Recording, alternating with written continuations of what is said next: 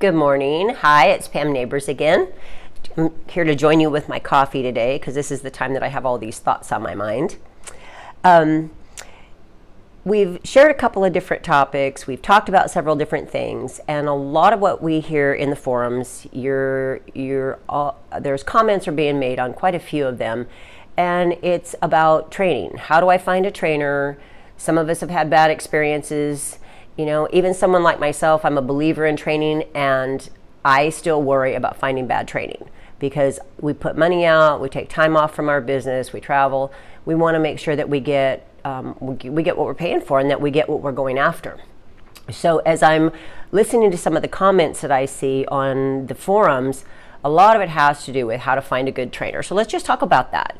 I responded to one a week or so ago, and I listed the steps because that's the only way I can keep my thoughts in order. So I'll try to do that again today, and I wrote a few things down. So don't just know I've got my cheat sheet here so that I can keep my train of thought with you guys. The first thing I'll tell anybody is do not choose your trainer or training. Don't choose by price.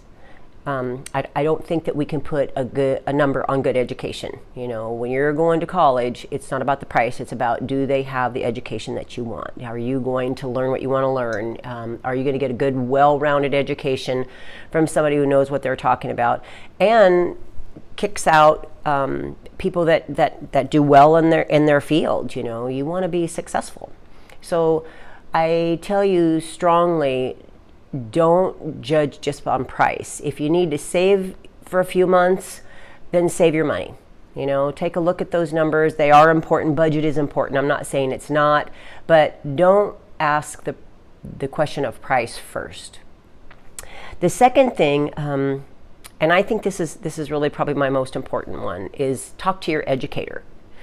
I took a class in the just fairly recently. And when I called to talk to the person that had the class, because, you know, I want to talk to the real person. I don't want to talk to a salesperson. I want to talk to the educator. I want to talk to the person I'm buying the car from. You know, I want the real deal. So when I called up there, I felt like I was being pushed. I thought I was being rushed. I felt like she didn't have time for me.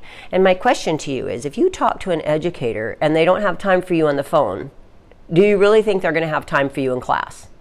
If they don't understand how important it is, you're getting ready to lay down. A lot of these trainings are a sizable amount of money. So if you're getting ready to lay down that big chunk of money and this person doesn't seem to have any concern for you, that would be a red flag for me. So I encourage you to ask if you can talk to the educator. Don't talk to the company. Don't talk to the sales staff. Talk right to the educator.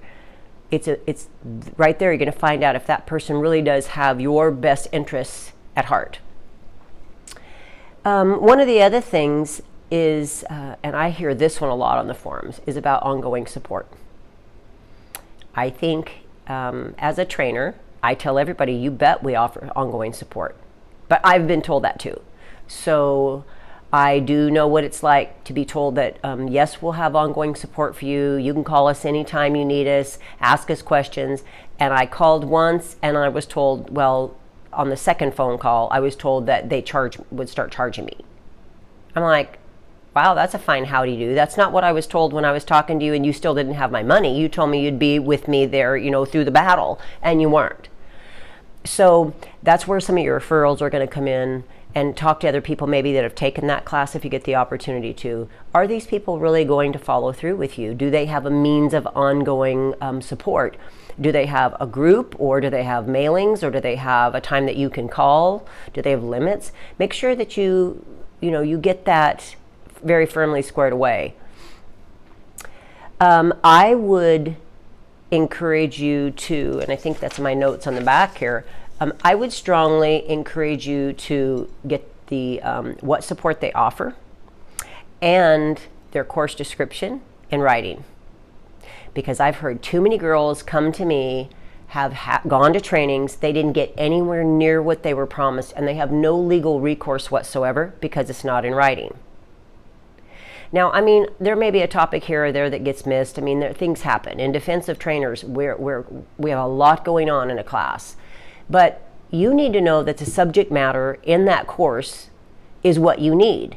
Make sure that if you're looking for an advanced class, you're not getting a beginning class. Or if you're a beginner, that they're not selling you a ticket to an advanced class just to get a butt in the seat. You're not ready for it, you're not ready for it. It doesn't mean anything to you. So I suggest that you ask for a written course description so that you know exactly what's going to be in that course. Another thing is, do they have other credentials that they require? Do they require you to have a bloodborne pathogen certificate? They should. If you're working on live models, they should ask you to have a bloodborne pathogen certificate, because even though it's a model, the rules of safety and sanitation still stand. And I think any educator in our field, what we do, that would be first and foremost. Some states you may or may not have to have a license to practice on a live model. That's going to vary from case to case. But the bloodborne pathogens is one I would definitely make sure that they ask for that. And don't be afraid to ask questions to the instructor.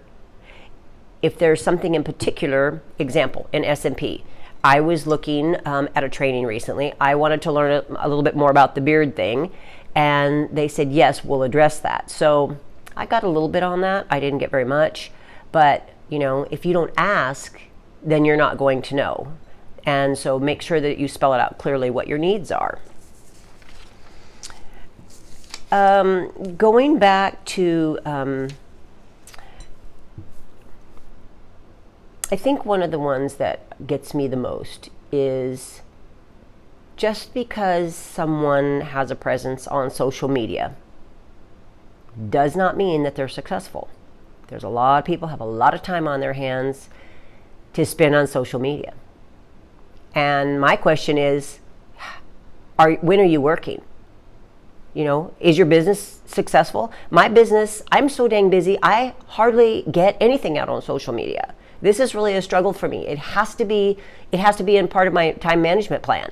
I don't have time to be on my phone playing all the time. I can barely return calls to my customers. So I know that there's a lot of people out there that try to build a presence in social media, but that does not mean that they're successful. That doesn't mean that they have lots of experience. And that's one place that we can get hung up, because this picture is painted that that these people or this person might be the end-all be-all, and that might not be true. So I would be checking references. Ask for referrals, check references, find out how many years they've been in the field. Some of these people are brand new and they're marketing training. The gold rush on training right now is mind-boggling, and it makes it very, very difficult for people to navigate through the water. So I would be checking references. Check their Yelp references, if nothing else. I mean, if they're good to their clients, they'll probably be better to you. If they treat their clients poorly, they'll probably treat you poorly too. So training references are a little harder to get unless you actually know someone, you have a friend that went through their course. But ask for referrals. Reach out in the industry and ask for referrals, and don't base it on the social media popularity contest, because again, there's some really good trainers out there, but maybe they're not for you. One trainer is not for everybody. So check your references and get a feel for who this person is that you might be getting ready to lay this cash in their hands. What else is on my list? This is a big one. Students ask us this all the time. Will your trainer, will your educator help you build a portfolio? There's many ways to do it. One of the ones we tell students is when they come to class, we do a training on how to take good before and after pictures, because they're our lifeblood. In this industry, they're your lifeblood. You cannot sell your service if you don't have good quality before and after pics. So we talk about things like collaging and watermarking and all that. We go through that with our students. And we allow them to take a lot of photos when we set them up to take photos of their models, so that you'll have those for the beginnings of your portfolio. But there's many, many times where a student will send me a pic and say, okay, can you help me with this? Sure, I'm going to help them bid the price or whatever. They don't have something that looks even remotely like that in their portfolio. So I know that you can't, a trainer can't give all their work away to students, but is that trainer going to help you? I'll send them out for my students. If I see something and I know there's something in my portfolio that might be a similar situation to that, I'll send it to them and let them, and it's watermarked, but I'll send them and say, these are some pictures that you can show your clients, because everyone has to have a place to start. If you don't have a portfolio, how the heck are you going to sell a service? So you need that portfolio, especially in a new industry like S&P. You need something to show clients. And by the same token, please do not thieve. Don't thieve pics. Don't poach pics. Don't snap, things off the internet. If you're going to use a pic, or you need to use a pic, ask the artist. And if the artist is willing to loan you something or let you use something, they might have parameters. Yes, you can show this to clients, but no, you can't use it on your website. Give credit. Anytime you take a pic from somebody, give them credit. It's their work. You don't want to be deceiving a client, and you don't want to be thieving, from one of your peers. So be honest with people about that if you're going to use their pics. But that's a big thing in training, and it's huge to get you off the ground, because those being able to represent the work that we do to people and educate them as to what we can do, you're going to need a start. So I think that's a big point with your trainer. How do they go about handling that with you? Do they have some basic stock photos that they're willing to let you use? Or are they willing to forward some things and help you with that? All of these are things that, I know starting out there was no training out there for me. But now, even now, I fall back on this. And so I don't know if it's any help for you at all, but I'm throwing my 2 cents out there, because training is our thing. And I'm always being asked from students, and I see what's going on in the forums, and it's a huge need. Nobody wants to get ripped off. So apply some of this. If it works for you, great. I hope you find the training that you're looking for. Thanks for joining me today.